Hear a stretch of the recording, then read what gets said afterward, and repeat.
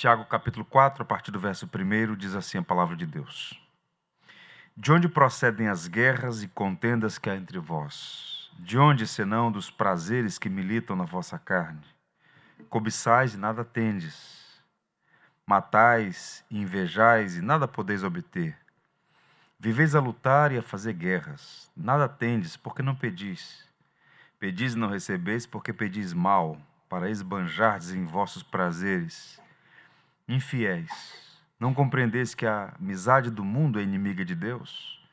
Aquele, pois, que quiser ser amigo do mundo, constitui-se inimigo de Deus.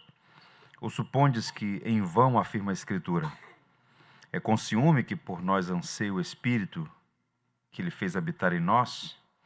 Antes, ele dá maior graça, pelo que diz: Deus resiste aos soberbos, mas dá graça aos humildes. Sujeitai-vos, portanto, a Deus, mas resisti ao diabo, e ele fugirá de vós. Chegai-vos a Deus, e ele se chegará a vós outros. Purificai as mãos, pecadores, e vós que sois de ânimo dobre, limpai o coração. Afligi-vos, lamentai e chorai. Converta-se o vosso riso em pranto e a vossa alegria em tristeza. Humilhai-vos na presença do Senhor, e ele vos exaltará. Um verso mais denso do que o outro, né? Pois bem, nós apreciamos muito e louvamos a Deus o fato de ter a Bíblia com capítulos e versículos. Mas a Bíblia não foi escrita assim. Essa é uma divisão que aconteceu muitos séculos depois. E há vantagens em ter a Bíblia em capítulos e versículos, mas também existem sutis perigos da gente não conseguir enxergar as conexões entre esses capítulos. Pois bem, a carta de Tiago ela tem uma estrutura muito peculiar, muito singular. A parte final do capítulo 3 e o início do capítulo 4 formam uma seção. A gente vai do verso 13 do capítulo 3 até o verso 10 do capítulo 4, forma um bloco. O que Tiago diz no capítulo anterior, na seção anterior? Que existe uma sabedoria que ele classifica como terrena, animal e demoníaca. Então ele denuncia isso. E essa sabedoria terrena, animal e demoníaca que promove as guerras, as contendas, os conflitos. E ele vai, estabelecida essa base teológica, mostrar agora de forma prática e aprofundar ainda mais esse entendimento sobre a origem e as consequências dos conflitos. E existe uma dinâmica muito interessante aqui. Se por um lado a sabedoria animal, demoníaca e terrena promove guerras e contendas, ele falou no final do capítulo 3 sobre a sabedoria do alto, não é? Que é promotora da paz. E se nós observarmos o último verso do capítulo 3 e o primeiro do capítulo 1, Tiago apresenta um contraste. Para ficar claro, deixa eu mostrar a vocês aí na tela. Veja como termina o capítulo 3. Ora, é em paz que se semeia o fruto da justiça, para os que promovem a paz. Qual é a palavra que aparece duas vezes? Paz. Agora veja como ele começa o capítulo 1, capítulo 4, verso 1. De onde procedem as guerras e contendas que há entre vós? De onde, senão dos prazeres que militam na vossa carne? Ele está fazendo o que aqui? Um contraste. Ele está mostrando a diferença entre pacificadores e belicosos, entre a paz e a guerra. E nesse capítulo que nós acabamos de ler, 4, esses versos 1 a 10, aparece um indivíduo aí, o vós, não é? A identidade que tem sido objeto de discussão entre os teólogos. Tiago está pensando nessas guerras e contendas num quadro maior, a humanidade, as nações. Tiago está pensando nas comunidades cristãs para as quais ele escreve, ou Tiago está pensando especificamente nos mestres do capítulo 3, verso 1, que estavam lá buscando o magistério com motivações complicadas, e Tiago então os repreende sobre os riscos do ministério de ensino, né? Qual é aqui a identidade desse vós? Tiago está pensando em nações, igrejas ou indivíduos?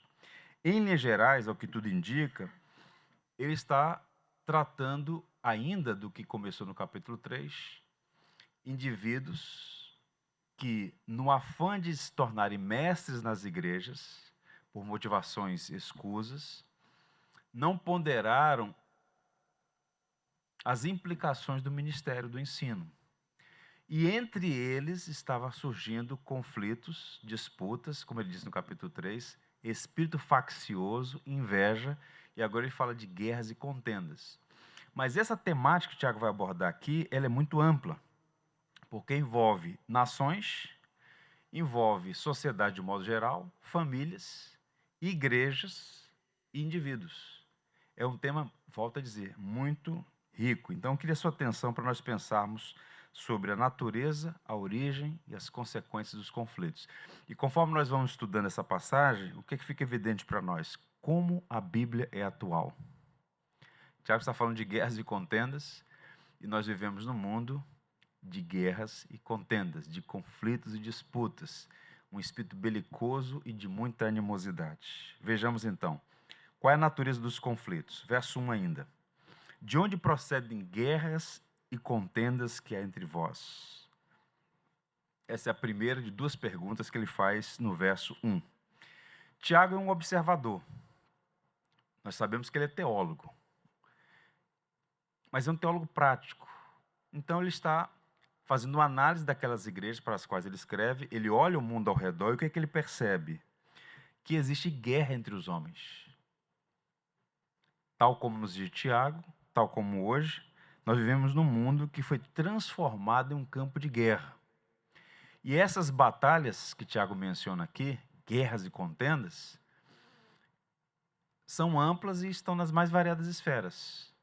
A guerra entre nações, a guerra entre sociedades, a guerra entre familiares, a guerra entre indivíduos e o que é mais complicado e uma nota triste, há conflitos e contendas dentro das igrejas. Então, o Tiago está falando de um assunto que é absolutamente observável, empiricamente comprovado. Vejam os irmãos, por exemplo, que o primeiro assassinato da história aconteceu no contexto de um culto. Já parou para pensar nisso? Caim matou o irmão logo após sair do culto. Percebam que desde a entrada do pecado no mundo, essa ruptura com Deus levou o homem nesse estado de rebeldia contra Deus e, obviamente, também de conflito nas relações interpessoais. Eu diria que o mundo consiste em nações, nações consistem em comunidades, comunidades consistem de famílias, famílias consistem de indivíduos, e nenhuma dessas esferas relacionais está livre de conflitos. O mundo está em guerra. Vocês já ouviram uma expressão do tipo mundo pós-guerra? Essa expressão foi cunhada depois de 1945. Vocês sabem que eclodiu a Segunda Grande Guerra, começou em 1939 e terminou em 1945, com a derrota definitiva primeiro da Alemanha em maio e do Japão em agosto. Então, desde então, é muito comum falar assim, na cultura pós-guerra. Né? Um estudioso americano, um sociólogo chamado Alvin Toffler, ele escreveu muitos bons livros. Choque do Futuro, Terceira Onda.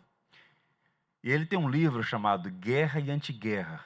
É um livro fantástico, falando sobre geopolítica, sobre esse cenário de ascensão e queda de nações no Ocidente, depois da Segunda Guerra Mundial.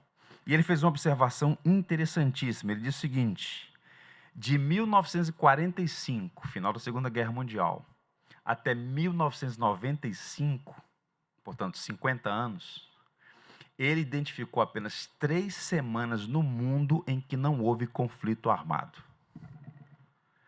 Então, falar que nós vivemos num mundo pós-guerra é uma inconsistência. O mundo está em guerra, em conflito. Pois bem, e o que é triste nesse processo todo? Isso é verificável. Mesmo naquelas nações chamadas civilizadas, primeiro mundo, há crise, há conflitos nas variadas instâncias. Indivíduos, famílias, sociedades, nações. O mundo está em guerra. Mas a nota triste qual é? é que esses conflitos também estão presentes nas igrejas. Mesmo a igreja, que é uma congregação de salvos, pode entrar em conflito. Por exemplo, Tiago escreveu no capítulo 1 que aqueles irmãos para os quais ele escreve tinham crido em Jesus, eram crentes. Tiago afirma que eles foram gerados pela palavra, eles nasceram de novo. E não obstante a isso, por ainda existir neles, tal como em nós, os resíduos de Adão, é possível se envolver em relações conflituosas. Pecados, ele fala dos prazeres que militam contra a carne. Isso é realmente interessante. Bem, mantenha sua Bíblia aberta, vamos ver aqui o verso primeiro. Algumas palavras-chave que ele usa aí. Duas de início. A primeira chama-se polemoi, que é a palavra guerras aí. De onde vem a palavra polêmica, discussão, controvérsia. Então a palavra guerra aí pode ser traduzida por controvérsia, disputa, polêmica. Então ele está perguntando, de onde vêm as polêmicas, as discussões, as intrigas, as divergências que há entre vós? A segunda palavra que ele usa, que aparece como contendas, é a palavra machai, que significa literalmente brigas corporais, corpo a corpo. Ele está falando, de onde surgem essas controvérsias, essas brigas tão acirradas entre vocês? Duas palavras que eram usadas na antiguidade para descrever conflitos físicos entre indivíduos e nações. E que Tiago usa aqui metaforicamente para dizer que as discussões verbais eram extremamente violentas. Vocês sabem que existe a violência física, um conflito bélico é uma violência física. Atirar em uma pessoa, soltar uma bomba, destruir uma cidade inteira, isso é uma violência. Agora existe também a violência verbal, uma discussão acirrada, uma contenda, uma intriga, um conflito. É sobre isso que o Tiago está falando.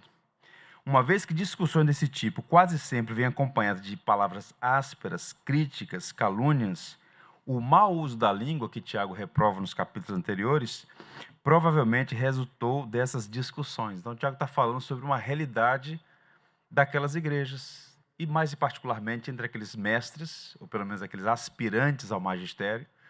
Isso pode ser ampliado nessas esferas todas, indivíduos, sociedades, famílias e até nações. Qual o ponto para a gente aqui, gente? É um escândalo as contendas, sejam elas em que ambiente for. Nós não sabemos qual era necessariamente o motivo dessas discussões entre aqueles irmãos, mas as controvérsias entre eles se tornaram extremamente amargas e prejudiciais. Então, Tiago identifica, conforme no capítulo anterior, o espírito de inveja, que é a palavra que ele usa, e espírito de amargura. E esses conflitos mencionados aqui estavam perturbando a vida daquela igreja. Eu abro um parênteses para dizer uma coisa aos irmãos. Geralmente, eu tenho ouvido muito isso, quando os crentes pensam no Novo Testamento, nas igrejas do Novo Testamento, ou na igreja primitiva, geralmente há uma ideia muito romanceada de que aquelas igrejas eram perfeitas. Mas quando você lê pausadamente o livro de Atos, lê as cartas dos apóstolos, Paulo, Pedro, João, você vai perceber que eram igrejas complicadas. Eu vou ler 2 versos para vocês que apontam que as igrejas do Novo Testamento, tal como as igrejas para as quais Tiago escreve, tinham problemas. Vejam, 1 Coríntios 1, verso 11. Pois a vosso respeito, meus irmãos, fui informado pelos da casa de Cloe de que há contendas entre vocês. É a mesma palavra que Tiago usa. Discussões intensas, amarguradas, por vezes alimentadas por espírito rancoroso e inveja, entre os crentes em Corinto. Na igreja de Filipos, que era uma igreja espiritualmente mais madura do que Corinto, também havia problemas. E Paulo chega a citar nominalmente 2 pessoas que estavam em conflitos naquela igreja. Rogo a Evódia e rogo a Sintique que pensem concordemente no Senhor. Tente imaginar. As cartas eram lidas publicamente. O presbítero da igreja, eu estou com uma carta aqui do apóstolo Paulo, a igreja se reunia, Aí está lendo a carta, chega no capítulo 4, está lá a irmã Evódica num canto, a irmã Síntica no outro. Rogo a Evódica e rogo a Síntica, que pensem concordemente no Senhor. Eu acho que elas se converteram. Tomaram uma repreensão pública do apóstolo Paulo. Mas isso é para mostrar que mesmo sendo crentes, guerras e contendas é uma triste realidade. E que se não for contida, repreendida e tratada, pode incendiar uma comunidade inteira. Então, qual é a aplicação para nós? Evite conflitos. Seja um pacificador. Pense bem antes de entrar em uma discussão ou se envolver em uma polêmica. Tem gente que tem a habilidade de arrumar problema. Qual a sua especialidade? Arrumar problema. É os famosos treteiros de Facebook. Eu fico às vezes olhando de fora e falo, não, está com tempo de sobra, não é? Evite problemas, conflitos.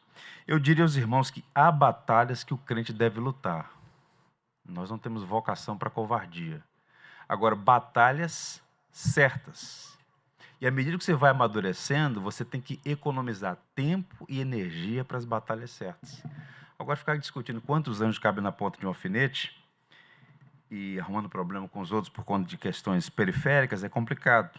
Então, evitemos discussões desnecessárias, inócuas, contraproducentes, prejudiciais, porque algumas brigas prestam um duplo de serviço. Não edificam e escandalizam. Vocês já ouviram falar de um homem chamado Baruch Spinoza? Ele era um português, né? Etnicamente judeu. Aí ele e a família fugiram, seus pais fugiram para a Holanda, e ele se tornou um grande pensador. Entrou em conflito com o Estado holandês, século XVII, Estado reformado holandês. Então, há muitos pontos de controvérsia na obra dele. Mas, apesar de todas as nódoas no pensamento e na vida do Baruch Spinoza, é triste ver a constatação que ele faz da sociedade cristã holandesa no século XVII, que era robusta teologicamente. A Holanda do século XVII era uma gigante teológica. E nós fomos até abençoados por conta disso, né? Os holandeses no Nordeste é desse período. Pois bem, século XVIII. Veja o que ele vai dizer. Vou ler para vocês aqui uma nota da leitura que ele fez da sua sociedade. Muitas vezes tenho ficado pasmado diante do fato de pessoas que se vangloriam de professar religião cristã, a saber, amor, alegria, paz, temperança e caridade, diante de todos os homens, brigarem com animosidade tão rancorosa e diariamente demonstrarem umas às outras um ódio tão amargo, a ponto de tudo isto, em lugar das virtudes que professam, ser o principal critério de sua fé. Ele está fazendo uma crítica daquilo que ele está vendo. Pessoas que professavam a fé e que tinham uma habilidade terrível para criar contendas, guerras, por vezes por questões absolutamente inócuas, sem nenhum valor. Então, eu diria, considere os seguintes elementos. O motivo é justo, a linguagem usada é sadia, vale a pena enfrentar essa batalha, e o mais importante, que eu acho que é o critério mais importante para tudo que a gente faz na vida, Deus é glorificado? Aqui em 2007, encontrei um camarada que arrumou um problema, eu chamei para uma conversa, e perguntei a ele, vou te fazer uma pergunta somente. O que você fez edificou a igreja e glorificou a Deus?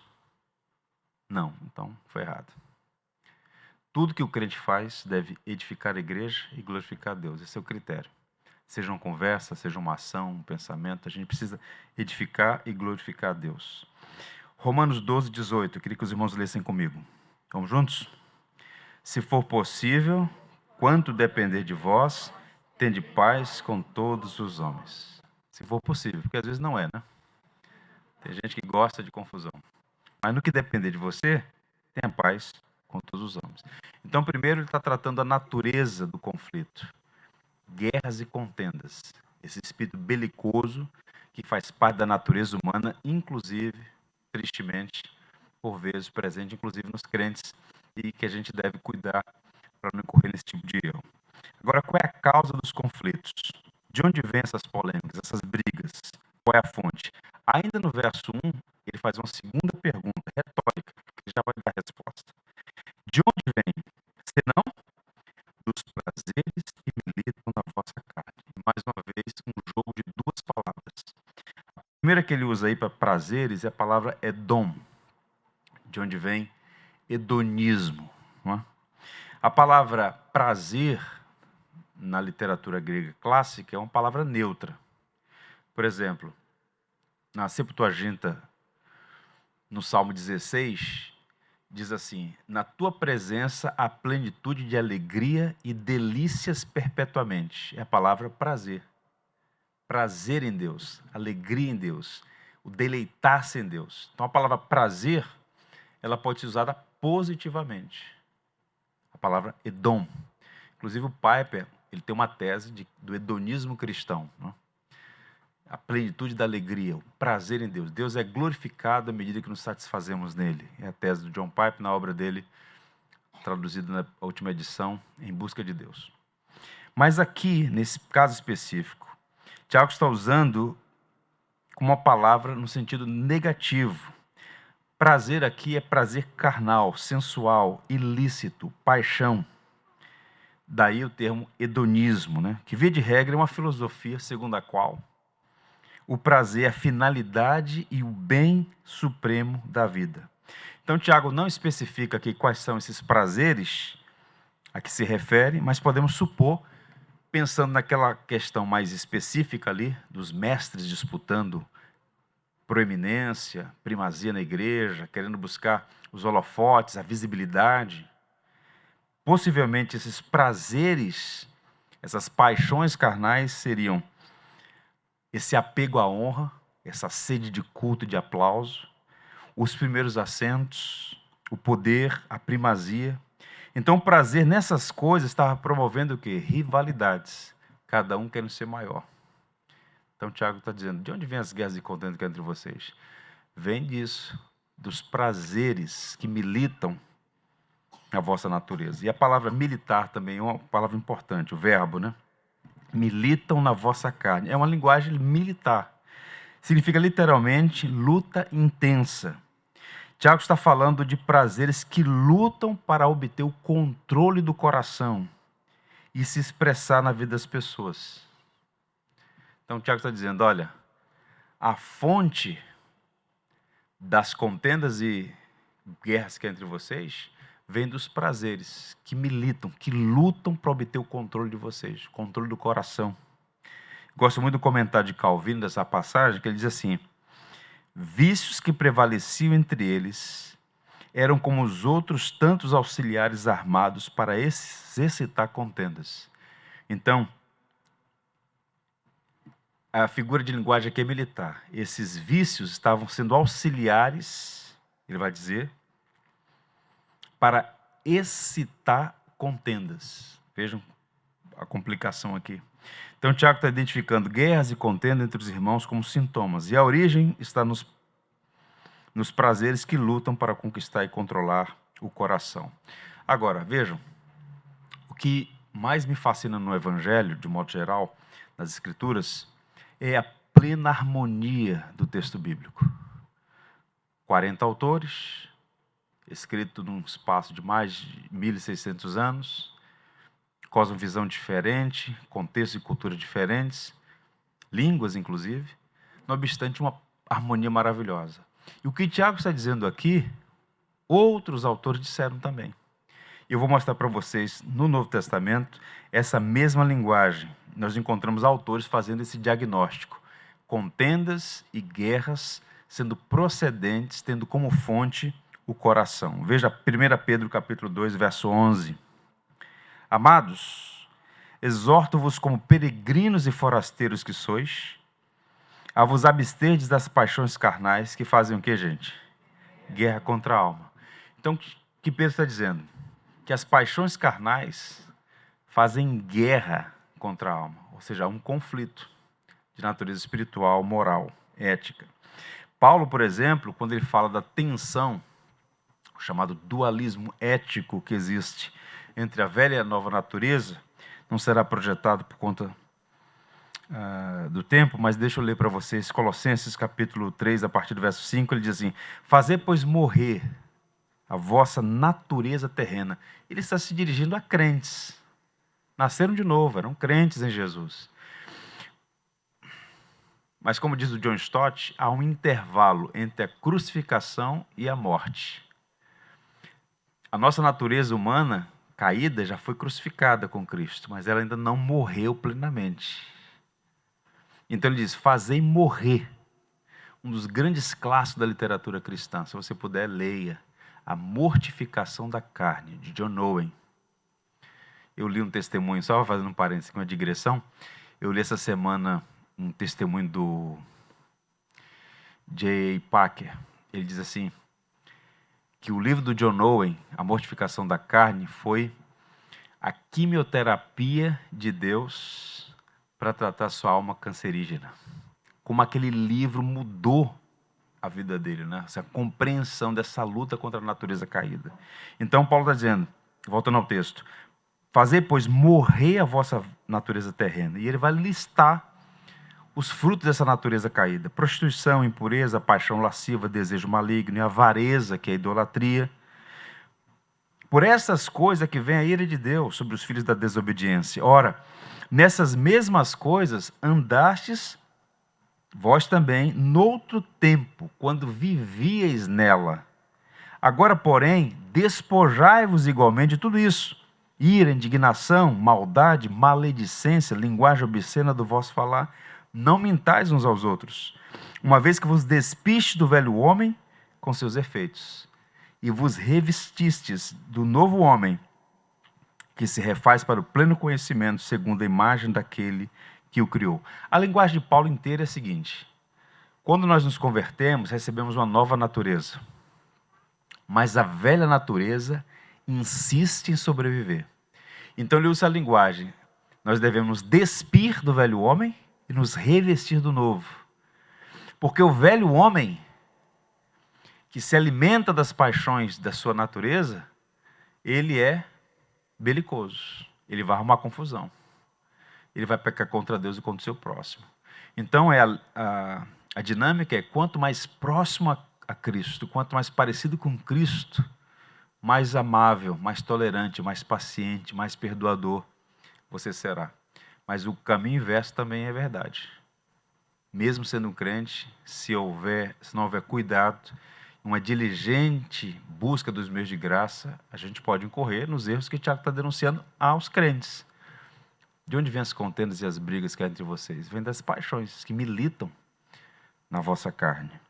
E para citar o Senhor Jesus, ele afirmou, fez um diagnóstico preciso, o problema todo é o coração do homem. Vejam, Marcos 7, versos 21 e 22. Porque de dentro do coração dos homens é que procedem os maus desígnios: a prostituição, os furtos, os homicídios, adultérios, avarezas, malícias, o dolo, a lascívia, a inveja, a blasfêmia, a soberba, a loucura. Então a santificação é um processo de transformação do caráter do crente, das afeições do crente. Não somos perfeitos, é compreensível incorrer em um erro pontual, mas viver de polêmicas, de contendas, de conflitos, de espírito belicoso. Tem gente que passa muito tempo na igreja e é conhecida por esse espírito contencioso, não é? Mas como fulano gosta de arrumar problema, né? Isso é comum, infelizmente. Tiago diz que a sabedoria do alto nos leva em outra direção. Somos semeadores de paz. Bem-aventurados os pacificadores, porque serão chamados o que, gente? Filhos de Deus. Então observe, Paulo apresenta o comportamento belicoso como sendo do velho homem. Mas existe uma intervenção da graça que muda tudo. Tito 3, verso 3. Pois nós também outrora éramos nécios, desobedientes, desgarrados, escravos de toda sorte de paixões e prazeres, vivendo em malícia e inveja, odiosos e odiando-nos uns aos outros. Éramos escravos de toda sorte de paixões e prazeres. Então, essa escravidão às paixões que nos levam às contendas e guerras deve ser uma realidade passada. eventualmente, pontualmente, incorrer num erro. Até o próprio apóstolo Paulo incorreu. Veja, por exemplo, o conflito dele com Barnabé. Mas viver assim não é adequado. Qual é a aplicação para nós? Entenda que o seu coração é o coração dos seus problemas. E a limpeza de dentro para fora, e é uma obra de Deus em nós. Então a gente precisa entender isso. E o tratamento eficaz depende de um diagnóstico correto. Então, o problema está dentro do homem. É sempre muito comum fazer críticas ao outro, né? Como dizia o filósofo, o inferno são os outros, mas a gente precisa entender que o problema nosso é fundamentalmente o próprio coração. Davi disse isso, ou reconheceu isso, em sua oração no Salmo 51. Cria em mim, ó Deus, um coração puro e renova dentro de mim um espírito inabalável.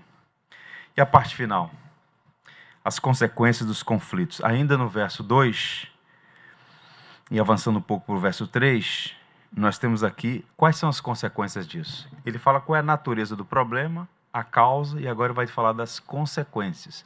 Ele vai ampliar isso mais à frente, vai fazer algumas recomendações pastorais, mas vejam quais são as consequências dos conflitos. Cobiçais e nada tendes, matais e invejais e nada podeis obter. Viveis a lutar e a fazer guerras, nada tendes, porque não pedis. Pedis e não recebeis, porque pedis mal, para esbanjardes em vossos prazeres. Vocês conseguem perceber nessa sequência de verbos uma lógica, uma cadência de sentenças? Vejam. Cobiçam e não têm. Vocês desejam, mas não têm. Matam, invejam e não podem obter. Vivem de lutar e fazer guerras, pedem e não recebem. Em outras palavras, o que Tiago está dizendo? Em resumo, conflitos, guerras, esse espírito belicoso que é alimentado pelo próprio coração corrompido, só traz prejuízo e frustração. Não vai alcançar o objetivo. E a estrutura do texto, repito, é uma série de desejos frustrados. E tudo isso é conduzido, ou leva, o resultado é violência. Vejam, cobiçais e nada tendes. Todos nós temos desejos. Deus nos criou assim. Nem todo desejo é errado, eticamente, espiritualmente errado. Mas nesse caso em tela aqui, a palavra cobiça está associada a algo reprovado. Significa literalmente arder por um desejo impróprio. É a palavra zelo. Basta observar que a sequência dos verbos aí, cobiçar, matar, invejar, brigar e promover contendas, não são desejos legítimos. Você não pode desejar matar uma pessoa e achar que está certo. Pelo contrário, são motivados por prazeres do coração corrompido. Por isso essa cobiça é frustrada. Ele vai falar de matar, invejar, é uma linguagem figurada, mas que fala de quê? Violência. Comentaristas sugerem que a sequência seria assim: cobiçais e não conseguis possuir, então matais. Invejais e não conseguis obter, então combateis e fazeis guerra. Tiago está falando de uma coisa assim, uma espécie de causa e efeito. O resultado, as consequências das guerras e contendas não são boas, são sempre prejudiciais, são sempre frustrantes. É o que ele está argumentando aqui. Então vejam, a gente tem que tomar realmente muito cuidado. 2 Coríntios 12, 20 diz assim: temo, pois, que indo ter convosco, haja entre vós contendas, invejas, iras, porfias, detrações, intrigas, orgulho e tumultos. A igreja de Corinto, a igreja que mais deu trabalho para Paulo, a igreja que o mais fez chorar. Ele ensinou, dedicou-se àquela igreja e eles não cresceram. Era impressionante a atitude dos coríntios, que tanto problema trouxe para o apóstolo Paulo. Qual a aplicação para nós? Cuidado com os prazeres que fazem guerra contra a alma e prejudicam os relacionamentos através da cobiça, inveja e disputas. A gente tem que tomar muito cuidado. Muito cuidado com o nosso próprio coração, colocar ali um vigia. Pedir a Deus realmente muita graça para não incorrer nesses erros que tanto perturbam indivíduos, famílias, igrejas e, pensando em escala maior, até conflitos entre nações. Quando a gente estuda a história da Primeira Guerra, né, está relacionada a um incidente que aconteceu na Áustria, um tiro que matou 20 milhões de pessoas.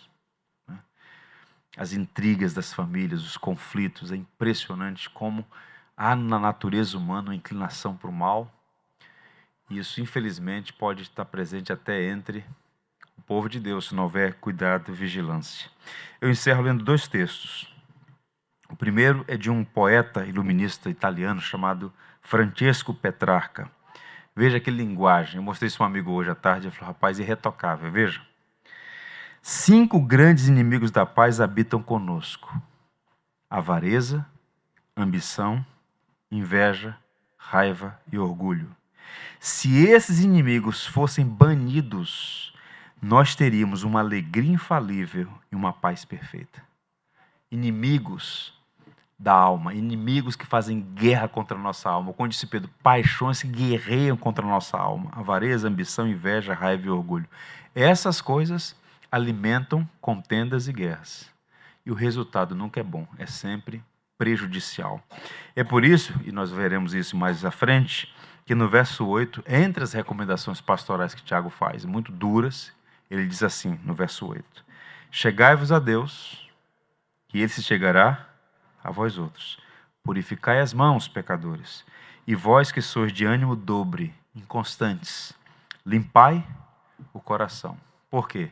É o coração o problema de tudo. A gente tem que cuidar do coração, que é a origem de todos os nossos problemas. Que Deus nos guarde, que o Senhor nos abençoe, que Ele nos ajude. Vamos orar? Se o Senhor permitir, semana que vem a gente prossegue. Ó Deus, bendito Pai, te louvamos por sua palavra, pela instrução que dela recebemos, suficiente para nos advertir, exortar e nos mostrar o caminho correto que o Senhor tem para nós. Guarda o nosso coração, porque dele procedem as saídas da vida.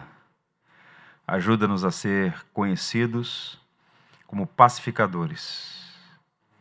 Guarda os nossos lábios para que sempre tenhamos uma palavra verdadeira e abençoadora.